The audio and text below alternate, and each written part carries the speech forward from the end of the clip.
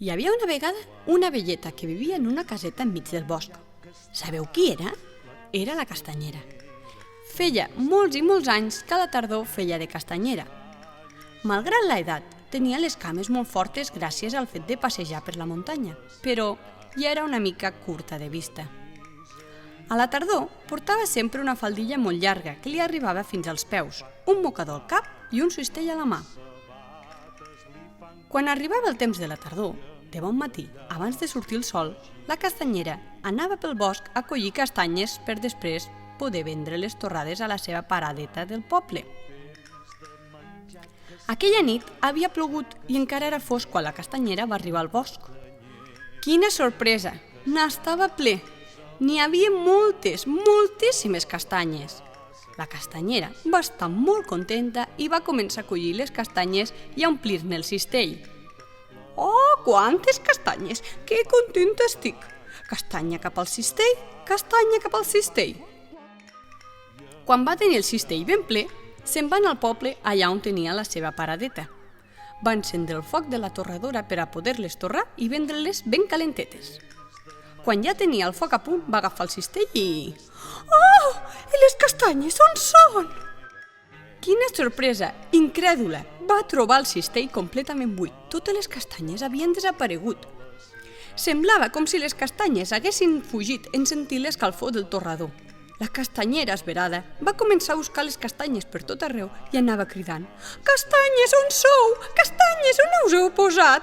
On us heu amagat?» Però les seves castanyes no les va trobar enlloc. Com pot ser? Les castanyes no caminen pas! De sobte, es va posar a ploure. Unes gotes ben grosses queien força a terra i feien grans esquitxos. La castanyera es va aixoplegar a la seva barranqueta del mercat i enmig d'aquell aiguat la castanyera va veure passar davant dels seus ulls una castanya que caminava. Amb gran sorpresa va preguntar-se com podia ser que aquella castanya caminés si les castanyes no caminen pas. Més enllà va veure una altra castanya que passejava lentament sota la pluja. Llavors va ser quan va veure que aquelles castanyes que caminaven tenien banyes. I en aquell mateix instant es va adonar del seu error. En lloc de castanyes, havia collit cargols. Oh, una castanya que camina sola, però si té banyes i tot. Què he fet? He collit cargols i no pas castanyes. Hi havia tots els cargols del cistell passejant per allà. N'hi havia per tot arreu, per terra, a la caseta, a la cadira. Llavors, la vella castanyera va pensar que hauria de tornar al bosc a collir castanyes per poder vendre. «Hauré d'anar al bosc un altre cop a buscar castanyes! Ja cal que corri!»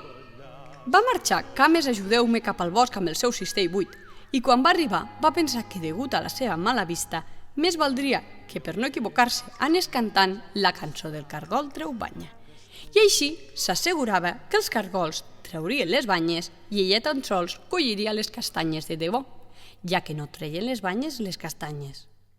Cargol treu banya, puja a la muntanya, cargol treu vi, puja al muntaní. No traieu les banyes, d'on són les castanyes? Aquesta vegada l'he encertat. I així ho va fer.